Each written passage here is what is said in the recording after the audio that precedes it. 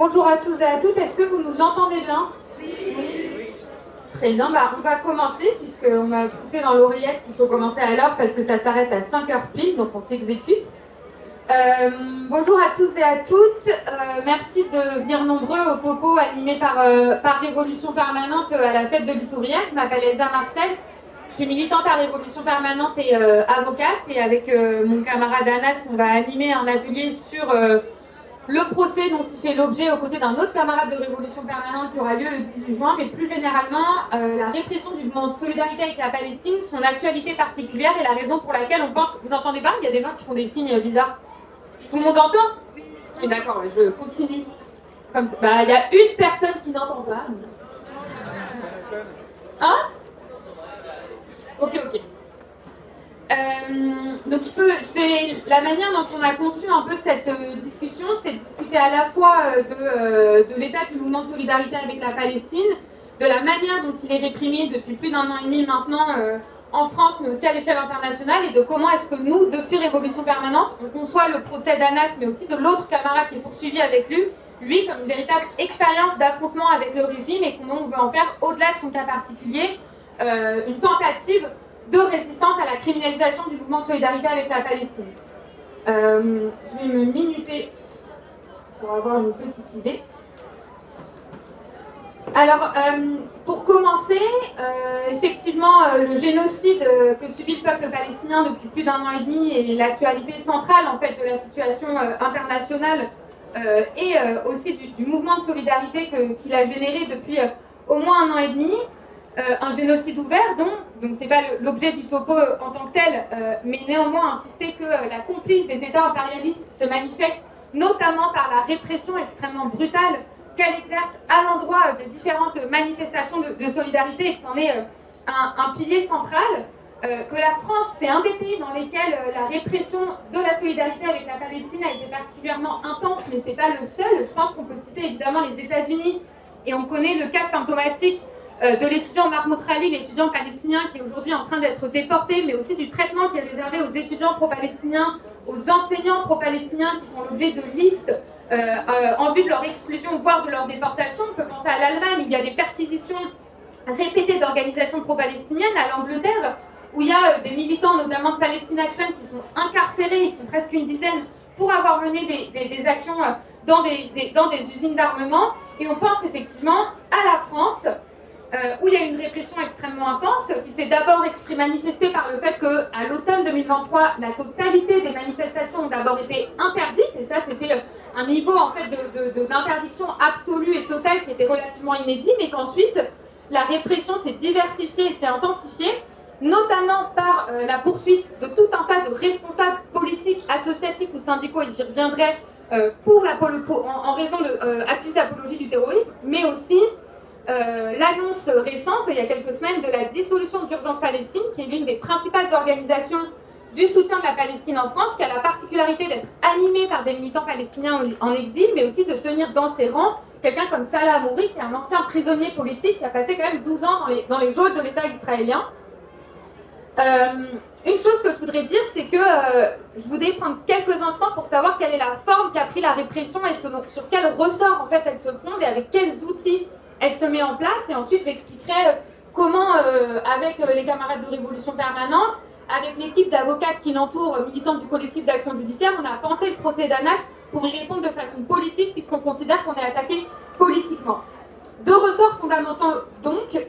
D'abord, une instrumentalisation particulièrement odieuse de l'accusation d'antisémitisme. Il faut savoir que les militants qui sont aujourd'hui poursuivis pour leur soutien à la Palestine, c'est soit parce qu'on les accuse d'apologie du terrorisme, soit parce qu'on les accuse d'antisémitisme ou en d'autres termes de provocation à la haine.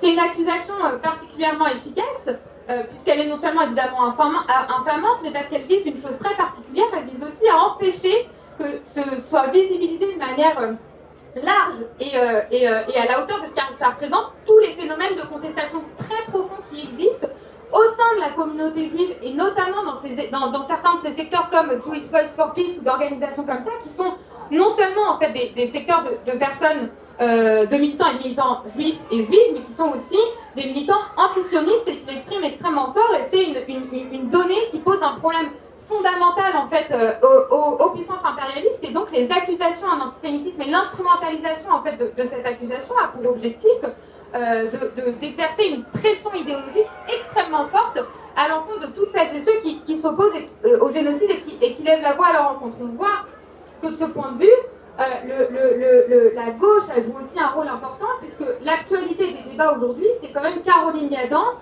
accompagnée notamment de François Hollande, qui propose un projet de loi pour criminaliser l'antisionisme et poser un certain nombre de conditions. C'est ce qu'on voit en particulier dans les facs, mais qui existe déjà en Allemagne. Par exemple, en Allemagne, il y a toute une condition pour obtenir la nationalité qui est la reconnaissance de l'État d'Israël comme entité légitime et existante, etc. Donc on voit comment est-ce que un des outils forts de la répression de la solidarité avec la Palestine, c'est aussi une instrumentalisation extrêmement grave, extrêmement nocive des accusations d'antisémitisme.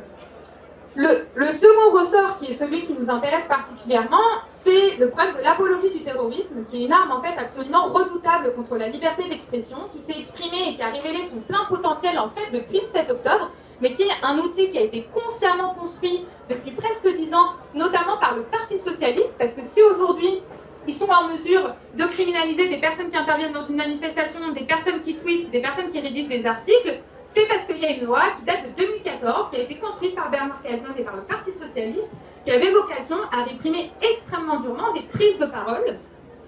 Je ne rentre pas dans les détails, mais il faut savoir qu'effectivement, cette loi, avant, elle relevait de la loi sur les délits de presse, donc elle était beaucoup moins durement réprimée, et qu'en plus, c'était beaucoup plus difficile de poursuivre, et qu'en fait, la bascule, elle est extrêmement symptomatique, puisque avant 2014, entre 1994 et 2014, vous avez 14 condamnations pour apologie du terrorisme, et sur la seule année 2015, vous en avez plus de 330, avec une énorme partie de ces condamnations qui visaient des mineurs et qui avaient des peines de prison fermes.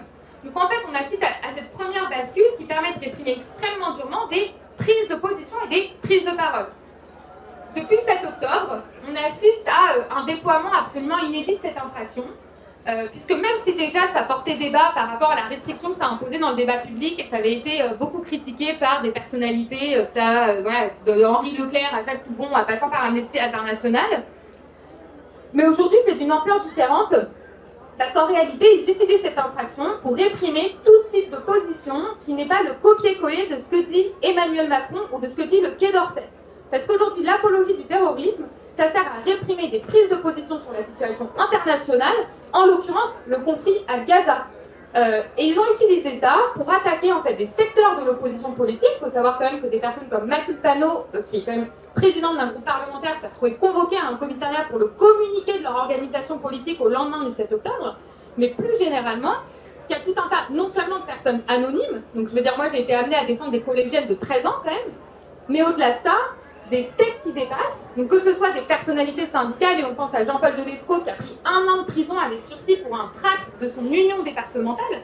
Donc il faut se rendre compte en fait du double effet, c'est-à-dire c'est un effet sur le contenu, puisqu'en fait on lui a reproché une phrase qui contextualisait les attaques du 7 octobre, donc ça aujourd'hui ça permet de tomber sous le coup de la loi, d'expliquer que le 7 octobre en fait c'est pas un éclair dans un ciel serein, mais que ça s'inscrit dans un contexte de colonisation. Ça maintenant ça peut être pénalement réprimé, mais en plus ça permet d'attaquer un secrétaire d'union départementale pour un tract qui a écrit quelqu'un de son organisation. Et de la même manière, je pense qu'il faut voir pourquoi, encore une fois, la gauche a une responsabilité en réalité assez importante dans cette restriction-là. Je le disais, c'est le Parti socialiste qui a été l'architecte de ce dispositif qui aujourd'hui est exploité de manière inédite contre des secteurs entiers du mouvement de solidarité avec la Palestine. Dans le cas d'Anas et dans le cas du camarade qui est poursuivi à ses côtés pour un article daté du 7 octobre, je pense qu'il faut prendre la mesure de ce que ça représente. Le procureur l'accuse d'un tweet dont il parlera lui-même, mais l'accuse d'un tweet qui est en fait une réaction à la position d'Ursula von der Leyen le 7 octobre lorsqu'elle dit « on se tiendra aux côtés d'Israël à l'heure même où en fait les représailles ignobles qui se sont déployées par la suite étaient d'ores et déjà annoncées ». Il est accusé d'avoir retweeté ça et d'avoir dit « ils se tiennent aux côtés du boucher ». Donc, je veux dire, ça permet de prendre la mesure aujourd'hui de comment est-ce que cette infraction, elle sert à réprimer le débat public, mais aussi à s'attaquer à des secteurs de l'opposition. Et je pense que c'est intéressant de voir la manière dont la répression du mouvement de solidarité avec la Palestine est un véritable catalyseur de la tendance autoritaire à laquelle on assiste depuis 10 ans, puisqu'on vit dans un pays où il n'y a pas une année sans soit adopter une loi répressive qui restreigne en fait les libertés publiques sur tout un tas de terrains différents. Et qu'à ce jour, pour moi, le procès auquel on va devoir faire face le 18 juin, il est à l'intersection en fait de plusieurs enjeux, et c'est pas anodin. La première chose à dire, c'est que l'initiative de ce procès-là, il vient aussi d'une plainte qui a été déposée par une organisation qui s'appelle la Jeunesse française juive, qui est une organisation qui s'est construite le 7 octobre et qui fait un véritable travail en fait de diffusion de la propagande de guerre israélienne sur les réseaux sociaux, mais qui a les moyens de faire une traduction judiciaire par le biais de plaintes qu'elle dépose sur le bureau de procureur en accumulant en fait c'est presque une démarche pétitionnaire parce que c'est une plainte qui est signée par 50 avocats, qui fait foi en fait d'autorité de ce point de vue et qui a l'objectif d'exercer c'est la traduction judiciaire en fait du débat politique qui de fait se mène à l'échelle internationale. Et je pense qu'il faut voir que cette plainte et le parquet qui l'a poursuit, elle suit plusieurs objectifs parce que d'une part ça permet d'attaquer une personnalité syndicale, d'autre part une personnalité qui a une influence et un écho dans les quartiers populaires, mais aussi de cibler Révolution Permanente, qui est une organisation qui n'a pas en fait de position parlementaire, qui n'a pas d'immunité parlementaire, et pour attaquer Jean-Luc Mélenchon, la marche était encore un peu haute, parce qu'en fait ils ont été convoqués, mais à ce jour, il n'y a pas de porte-parole d'organisation politique qui est convoqué devant un tribunal correctionnel, c'est-à-dire que c'est des convocations devant des commissariats, mais il n'y a pas de poursuite pénale. Et en réalité, s'il y a une condamnation le 18 juin, ça permet de tester les limites de ce qu'il est possible de faire aujourd'hui. Ça permet de voir si c'est possible en réalité d'exercer une pression définitive sur le débat public de telle sorte à ce que des positions classiques en fait de la gauche marxiste révolutionnaire ne puissent plus s'exprimer sans le risque d'une condamnation pénale. C'est la raison pour laquelle on est en train de réfléchir et on a lancé en fait une campagne de solidarité depuis plusieurs mois qui a différentes dimensions. Qui vise déjà à partir du principe que si on est attaqué politiquement, on se défendra politiquement.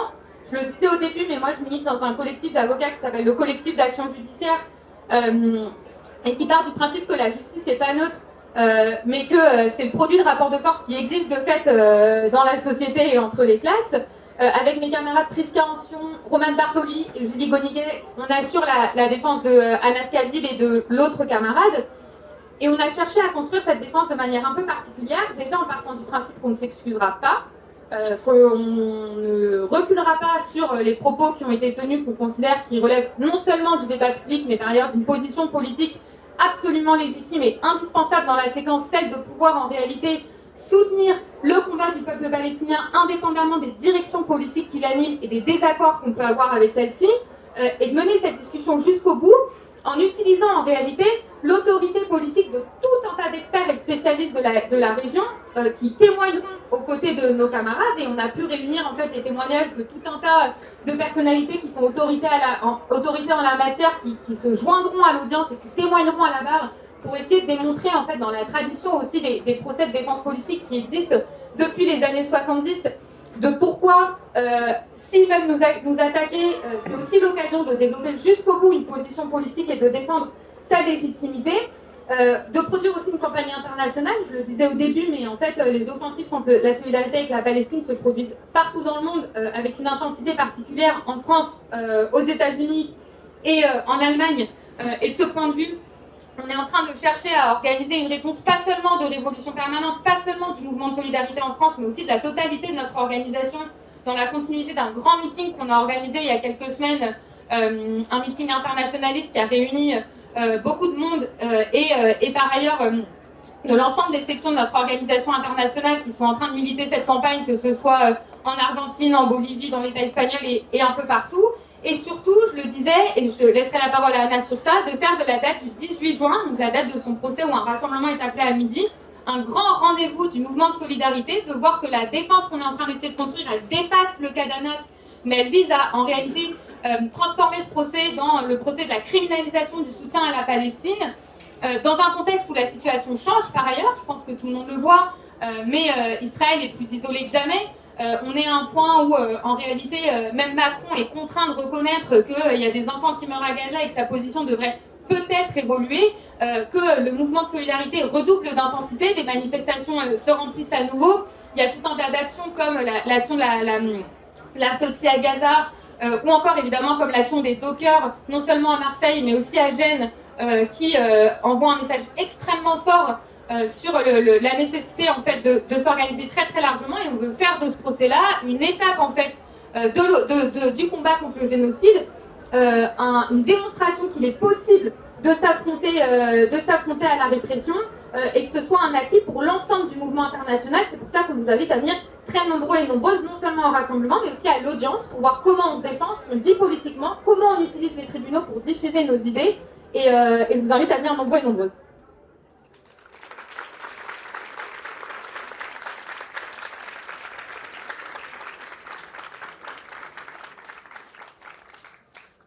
Bonjour à toutes et à tous les camarades.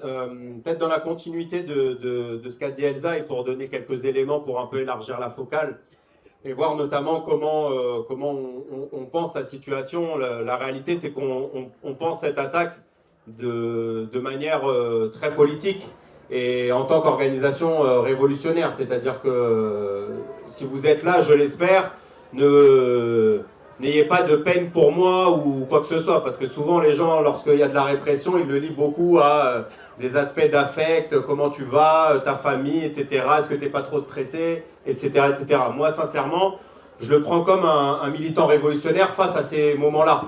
Parce que être révolutionnaire, c'est aussi s'affronter à des moments qui vont être beaucoup plus aigus que ça, les amis. Parce que quand on lit l'histoire révolutionnaire, c'est des militantes et des militants qui ont été emprisonnés, torturés, qui ont été en exil, etc., etc. Et que je pense que c'est important de le dire, parce que parfois on peut être encore dans une manière assez romantique de lire l'histoire révolutionnaire, mais de ne pas se l'appliquer à nous-mêmes. Et je pense qu'il faut comprendre qu'on est dans un changement d'époque, les amis. Nous sommes dans un changement d'époque aujourd'hui. Il y a énormément d'instabilité qui existent à l'échelle internationale. Et je pense qu'il y a peut-être deux points avancés aujourd'hui, qui est la situation entre l'Ukraine et la Russie et le génocide que vit le peuple palestinien. Et il faut comprendre que cette répression, pour dire d'une certaine manière, c'est un continuum du génocide sur le terrain répressif et institutionnel en dehors du territoire de Gaza. Parce que le génocide, pour qu'il puisse exister, pour qu'on puisse continuer à massacrer le peuple palestinien depuis plus de 18 mois, il y a nécessité d'actionner d'autres leviers, qui sont notamment celui de la communication dans les médias, de tenir la parole dominante dans l'ensemble des médias. Vous voyez comment, je veux dire, après 18 mois, vous pouvez compter sur le bout des doigts le nombre de réfugiés ou de militants palestiniens qui ont pu s'exprimer dans un plateau télé, ce qui est assez incroyable. Je ne vous parle pas d'historiens ou de spécialistes du CNRS spécialisés dans la question du Moyen-Orient. Je vous parle de réfugiés palestiniens qui ont été à Gaza et qui ont pu s'exprimer comme peut s'exprimer le porte-parole de Tsahal quasi quotidiennement sur l'ensemble des plateaux télé, où on fait des meetings, où on ramène des ministres israéliens, etc., à faire de la propagande. Ici, il n'y a pas pareille situation que ce que vit le peuple palestinien. Je veux dire, pour aucun peuple du monde, je pense, on accepte qu'il y ait une telle disproportion de défense et d'ignominie qui peut exister pour un peuple qui est massacré. C'est quelque chose d'assez extraordinaire. Et donc je parlais de la question de la communication, de la médiatisation, mais la question de la répression est quelque chose de central pour que l'État d'Israël puisse continuer à massacrer. Parce que pour pouvoir massacrer, il faut un silence assourdissant à l'échelle mondiale. On l'a vu ici notamment en France, dès le départ, souvenez-vous, c'était les interdictions de manifester, les amendes, etc. etc. Et puis, malgré ça, il y a eu quand même énormément de manifestations en France, mais à travers le monde. Et lorsque les facultés, elles ont commencé à être occupées en soutien du peuple palestinien, lorsqu'il y a de plus en plus de personnalités publiques qui ont commencé à s'exprimer, il fallait absolument commencer à embrayer sur comment faire taire ces soutiens du peuple palestinien qui ont de l'influence et qui sont dans des sphères d'influence. Et il faut le comprendre, notamment dans la plainte, ce que vise la jeunesse française juive, cette organisation d'extrême droite qui nous attaque, dont le porte-parole, un des porte-paroles parmi les 50 avocats, est Olivier Pardo, qui est ni plus ni moins que l'avocat d'Éric Zemmour, d'accord ? Une deuxième avocate qui est Sarah Saldman, qui fait des TikTok pour appeler à donner des dons pour financer l'armée israélienne. Donc c'est l'extrême droite, c'est un secteur de l'extrême droite qui utilise et qui instrumentalise la justice et la police pour faire en sorte que, ici en France, ne puisse pas s'exprimer le soutien au peuple palestinien. Et les amis, cette répression-là, pour nous, pourquoi on en fait une école de guerre? Bien sûr, c'est parce qu'on souhaite, d'une part, la relaxe, je pense, parce que, je veux dire, modestement, mais si un porte-parole d'une organisation de la gauche révolutionnaire française est condamné pour un tweet, je veux dire, c'est une défaite pour l'ensemble de notre camp social. C'est-à-dire, si on accepte ça, c'est même pas pour nous, les camarades, parce que, je veux dire, pour tous les militants, c'est ça. Vous savez très bien que les personnalités publiques, elles donnent du moral, et elles peuvent aussi participer à démoraliser les gens contre leur gré. Parce que moi, je reçois beaucoup de messages de gens qui sont inquiets, qui disent déjà il faut se barrer de la France parce que c'est foutu la France, etc., etc. Comment nous, on pourrait parler s'il y a un Askazib qui a une orga, qui est militant, qui a des relais, qui a des réseaux sociaux, lui, il se fait condamner? Qu'est-ce que moi, le petit prolo, qu'est-ce que moi, le jeune de quartier populaire, je vais manger dans la gueule si moi, j'osais m'exprimer quand un porte-parole mange quelque chose comme de la condamnation pour un simple tweet? C'est ça ce qu'il vise. Souvenez-vous ce qu'on disait au moment du mouvement des Gilets jaunes. Tu ne peux pas éborgner les dizaines et les centaines de milliers de Gilets jaunes. Suffit d'en cibler une dizaine.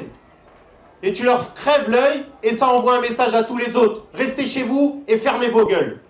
C'est ça ce qui est en train de se passer, les amis.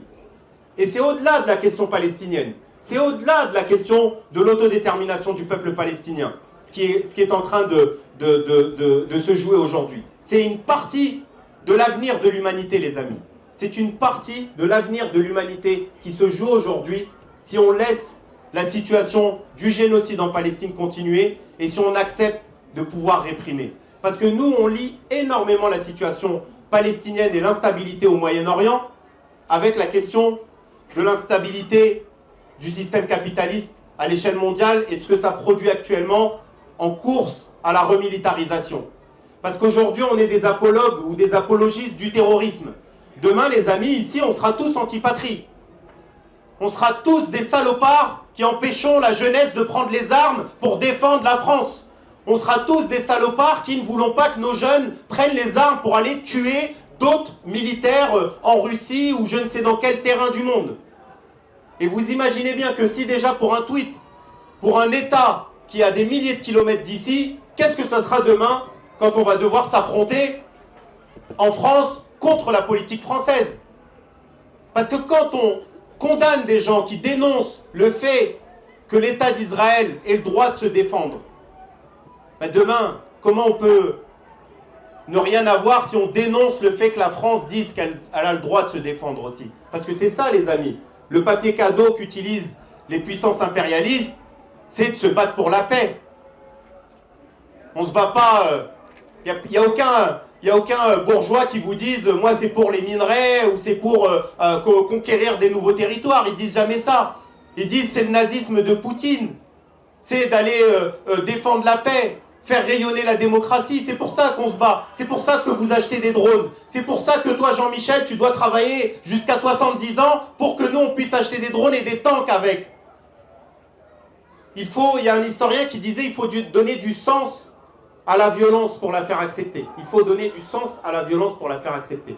Et nous, on considère que cette école de guerre-là, en réalité, elle n'est pas juste pour soutenir ou défendre des camarades un temps donné. Mais elle doit être une préparation, et nous, on en appelle également à l'ensemble des révolutionnaires, à l'ensemble même de notre camp social, du mouvement ouvrier, parce qu'on pense que nous avons la capacité de répondre coup pour coup face à cette répression. Parce qu'il y a beaucoup de contradictions dans la période. La première, c'est que je pense que même si l'État d'Israël gagne d'un point de vue superstructurel sur le terrain militaire, parce que c'est de fait, je veux dire, comment les Gazaouis pouvaient faire même face à une armée qui est l'une des armées les plus puissantes au monde, qui bénéficie de renseignements incroyables. Je veux dire, souvenez-vous même l'histoire des talkie-walkie, etc. Enfin, je veux dire, c'est... L'armée israélienne, ce n'est pas une petite armée, mais qui en plus bénéficie du soutien militaire des États-Unis, de la France, du soutien financier, etc., etc. Donc oui, sur un point de vue militaire et superstructurel, l'État d'Israël gagne la partie. Mais malheureusement pour eux, il y a une contradiction énorme. C'est que c'est la défaite du colonialisme israélien. Parce que le colonialisme israélien, il était passé sous les radars pendant des décennies et des décennies.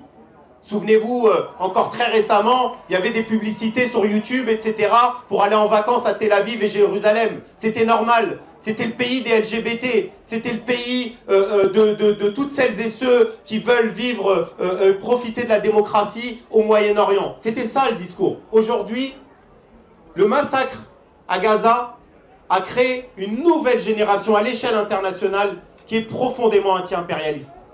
Et qui aussi n'est pas uniquement contre le colonialisme d'Israël, mais aussi, dans chaque État, est devenue une force vivante qui s'oppose à la politique des États. Les gens voient la complicité de Macron.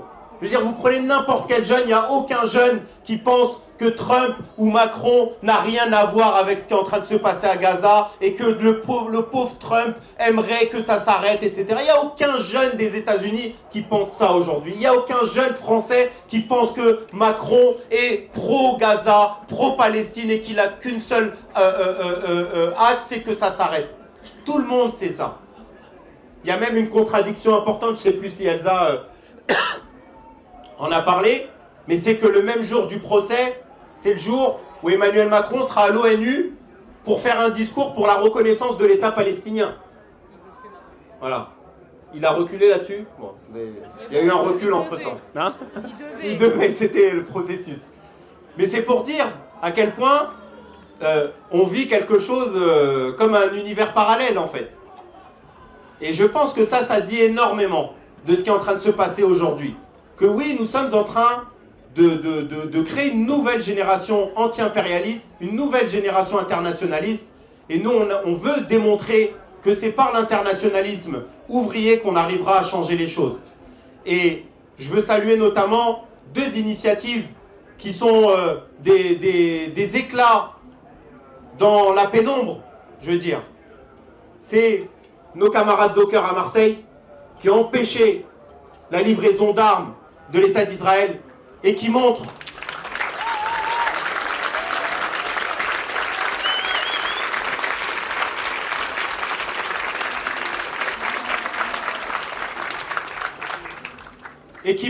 ce que veut dire la force des travailleurs, que tu peux être le plus grand bourgeois de la planète Terre, le Elon Musk, le Bolloré, de ce que tu veux, t'es qu'une merde à côté des travailleuses et des travailleurs. Et que lorsque les travailleuses et les travailleurs décident de bloquer l'outil de travail, décident de ne pas charger des containers, de ne pas transporter des choses d'un point A à un point B, on montre à quel point notre force, elle est réelle et elle est concrète. Et les deuxièmes, je disais, il y a deux éclats dans la période, c'est aussi les dockers, mais là, c'est pas à Marseille, c'est les dockers génois, en Italie, qui ont fouillé de fond en comble un bateau qui venait d'Éthiopie pour voir s'il n'y avait pas d'armes.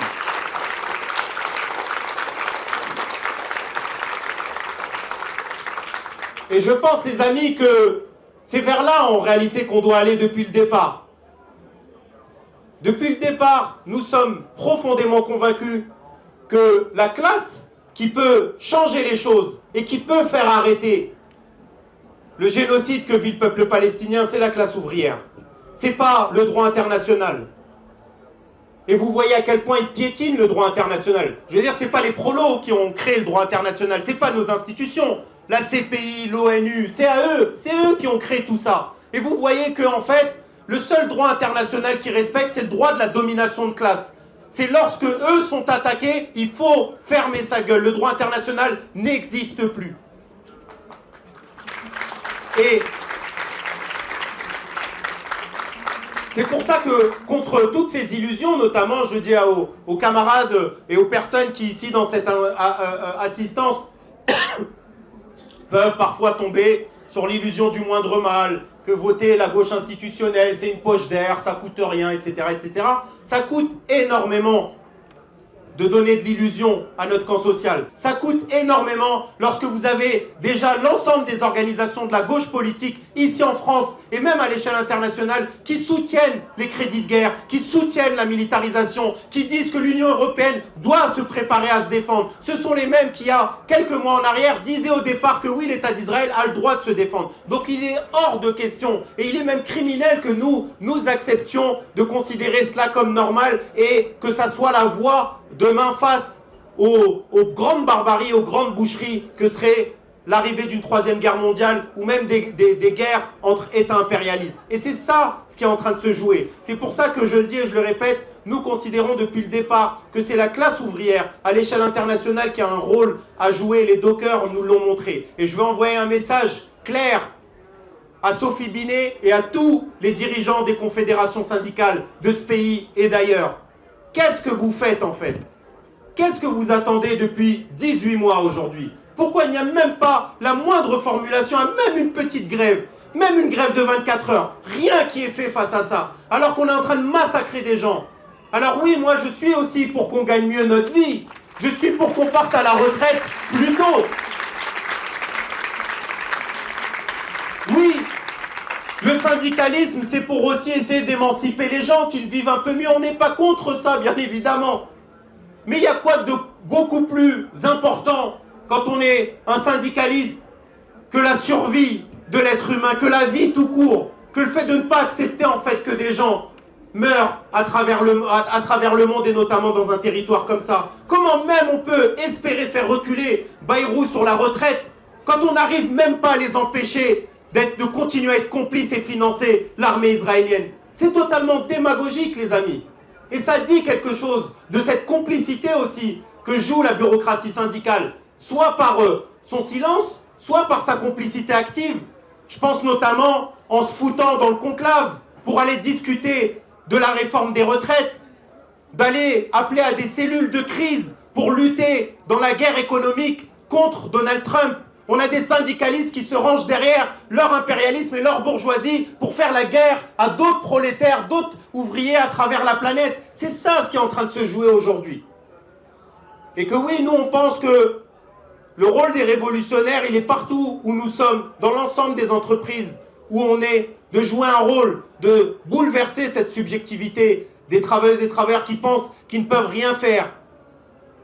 Et on a vu comment, lorsque des travailleuses et travailleurs sont capables de dire stop, on ne transférera plus rien, comment ça joue et ça change les choses. Et je pense qu'on est beaucoup plus nombreux et nombreux que des dockers à Marseille ou à Gênes. Je pense que si l'ensemble des raffineurs de ce pays commencent à dire qu'il n'y a plus une goutte de pétrole qui sort d'une raffinerie tant qu'il y a une complicité, tant qu'il y a de l'armement, tant qu'il y a le génocide, que si l'ensemble des cheminots, des traminots, des agents de l'aérien, les aiguilleurs du ciel, si tout le monde dit qu'il n'y a plus un avion dans ce pays qui décollera ou qui atterrira en France, tant qu'il y a un massacre, de l'autre côté, je pense que les Bolloré, les Bernard Arnault, etc., ils vont commencer à sacrément flipper de ce qui est en train de se passer et que bon courage à qui que ce soit pour aller mettre un travailleur, un syndicaliste ou qui que ce soit devant le tribunal pour lui dire qu'il n'a pas le droit de dénoncer le génocide du peuple palestinien. Et c'est avec cette force-là, c'est avec cette détermination et cette école de guerre qu'on a envie de commencer à ouvrir cette séquence-là. On pense qu'elle ne va pas se refermer. Qu'il y ait condamnation ou pas, on pense que ça ne va pas se refermer sur nous. Et il y a déjà des centaines et des centaines de personnes qui sont attaquées à travers le monde. Et que s'il n'y a pas une réponse internationaliste et révolutionnaire dans la période, ça va être très difficile, les amis. Et que le salut ne viendra pas des unions de la gauche, du moindre mal ou de je ne sais quoi. Parce que si Donald Trump, il se la raconte comme ça aujourd'hui, c'est parce que les gens, ils ont pensé qu'en mettant un bulletin dans l'urne pour Biden, c'était le moindre mal et que c'était moins pire que Trump, que le Capitole, etc. Et bien regardez comment, lorsque les démocrates sont revenus au pouvoir, ils ont donné encore plus de force et plus de vivacité aux Trumpistes, où maintenant il se permet de dire tout et son contraire, et parfois même assumer des propos comme dire qu'on va faire la Riviera du Moyen-Orient alors qu'il y a un génocide et qu'on va continuer à appuyer le nettoyage ethnique du peuple palestinien. Merci à toutes et à tous et on ouvre la discussion. Très rapidement pour conclure deux phrases et après je donnerai la parole à Anas. Mais déjà, merci à tous et à toutes pour les interventions et pour la participation nombreuse. Je voudrais dire une chose, on insiste beaucoup sur la date du 18. Je le rappelle, donc il y a un rassemblement à midi qui a vocation à être le plus massif possible, mais il y a aussi une audience à 9 heures. Et je le disais un peu, mais la bonne nouvelle en fait de toute cette séquence de criminalisation et en particulier de cette infraction-là, c'est que ça permet de renouer avec la criminalisation politique au sens le plus strict, c'est-à-dire qu'on ne se défend pas sur des faits, on se défend sur des propos, on se défend sur des positions, on se défend sur une identité politique. Et c'est ça aussi qui nous permet en réponse de donner la visibilité la plus importante à ce que nous on pense, à ce qu'on pense qu'on a raison de penser, et aussi de renouer avec tout un héritage qui existe en fait depuis toujours dans le mouvement révolutionnaire, qui est celui de l'attitude des révolutionnaires devant ces juges. Je le disais au collectif d'action judiciaire, mais aussi avec nos camarades, on essaye beaucoup de s'inspirer de la tradition de la défense politique qui a existé bien avant nous, de la tradition que Lénine mettait en place et sur laquelle il travaillait énormément, dans laquelle il s'adressait à ses camarades emprisonnés dès 1904. Je vous invite à lire la lettre et à comment il explique à ses camarades que la manière de se défendre, c'est avant tout d'exprimer ce qu'on veut politiquement et de s'adresser par-dessus la tête du juge aux masses, mais c'est aussi celle de la continuité de comment est-ce que Rosa Luxembourg, elle répond au procureur devant le tribunal de Francfort en 1914. Je vous invite vraiment à lire ce texte public sur marxisme.org. C'est très drôle et très inspirant. Et puis, pour dire que, modestement, évidemment, c'est de cette manière-là qu'on se défendra, c'est de cette manière-là que nous, on travaille comme avocats en subordonnant le juridique au politique, en donnant la priorité à ce qu'on veut exprimer politiquement et à montrer que nous attaquer pour ce qu'on pense, c'est aussi nous donner l'occasion d'accuser les autres et de défendre précisément les positions qu'on continuera d'arborer haut et fort. Et moi, je suis très fière, avec mes consoeurs et camarades, de faire ça pour Anas et pour notre camarade le 18 juin. Je vous invite à venir nombreux voir ce qu'on va essayer de faire.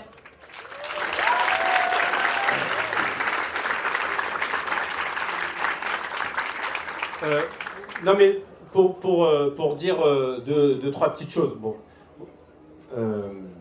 moi je pense la première, c'est que le fait d'être attaqué aujourd'hui par l'État, c'est aussi, ça dit d'une certaine manière, je pense, du bien de Révolution Permanente et de ce qu'on fait. Parce que je veux dire, l'État bourgeois, il ne réprime pas ceux qui ne l'intéressent pas et ceux qui lui paraissent insignifiants et qui peuvent continuer leur vie. Je pense que c'est bien lorsque les révolutionnaires dérangent.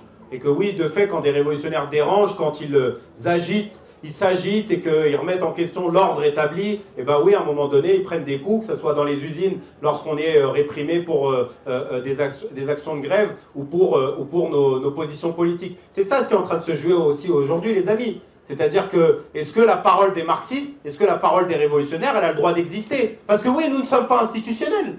Oui, nous sommes pour le renversement de l'État bourgeois. Voilà. Oui, nous sommes pour le renversement de la Ve République, etc., et de ces institutions, je veux dire. Est-ce que ça doit nous envoyer toutes et tous en prison?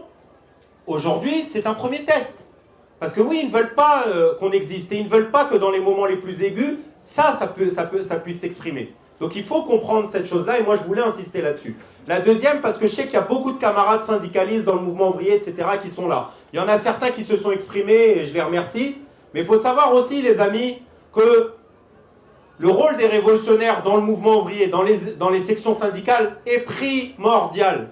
Notamment celui d'essayer de changer la subjectivité des travailleuses et travailleurs sur les questions d'antiracisme, d'impérialisme, etc., etc. Pourquoi je vous dis ça, les amis? Parce que je vous assure, hein, et je ne ferai pas la liste de l'ensemble des organisations syndicales qui ne veulent rien avoir à faire de près ou de loin avec la question palestinienne. Beaucoup. Parce que lorsque vous voyez qu'aux dernières élections législatives, 57% des ouvriers qui ont mis un bulletin dans l'urne dans ce pays, ils l'ont mis pour le Rassemblement national. Il y a beaucoup de bureaucrates qui n'ont pas envie de perdre des pourcentages aux élections prochaines s'ils commencent à parler de racisme et s'ils commencent à parler de la Palestine. Et beaucoup sont opposés à faire la moindre expression publique. Et ça dit quelque chose, les amis. Alors on nous sort souvent la charte d'Amiens. La charte d'Amiens, elle est que pour les révolutionnaires lorsqu'ils dénoncent l'impérialisme français ou états-unien. Mais la charte d'Amiens, quand c'est pour tracter pour le nouveau Front populaire, pour les gens du PS devant les gares, etc., il n'y avait plus de charte d'Amiens. On pouvait avoir un logo Sudrail ou CGT et on pouvait aller tracter pour voter pour Lucie Castet, etc. Mais lorsque il s'agit de la Palestine, c'est beaucoup plus compliqué. On ne peut pas se mettre à dos. Oh, c'est compliqué. Oh, ça va foutre la merde. Mais comment on peut foutre la merde, en fait?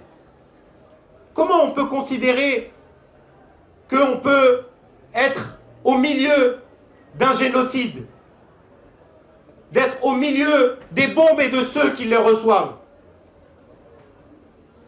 Il n'y a pas de neutralité, les amis. Trotsky disait il n'y a pas de neutralité entre la bourgeoisie et le prolétariat. Il ne peut pas y avoir de neutralité. On ne peut pas être neutre entre ceux qui oppriment et ceux qui oppressent, entre ceux qui dominent et ceux qui sont dominés. Il ne peut y avoir aucune neutralité.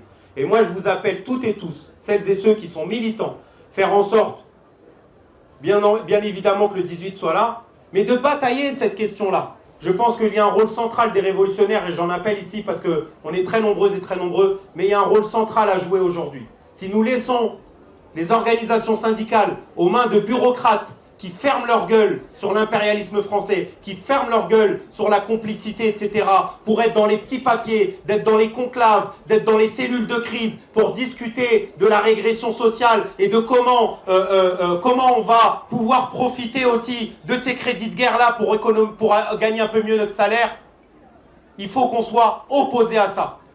Et je pense qu'à la CGT, il faudrait commencer à remuer la tour de Montreuil. Parce que quand vous avez un camarade, Jean-Paul Delescaux, il n'est pas trotskiste, il n'est pas chez Lutte ouvrière ou chez Révolution permanente, c'est le secrétaire de l'UD la plus importante de France. Un bastion parmi les bastions ouvriers, le 59. Le secrétaire, il prend 1 an de prison avec sursis pour un tract qu'il n'a même pas écrit, parce qu'il a écrit résistance. Il prend 1 an. Mais comment la CGT peut encore discuter avec le moindre patron en France si ça ne veut plus rien dire d'être un militant CGT, que tu peux prendre de la prison ferme, que tu peux être menacé de licenciement ou licencié comme Christian Porta, Timothée Esprit et tous les autres, si on peut réprimer les militants CGT et que toi tu continues à faire des conclaves. Merci à toutes et à tous.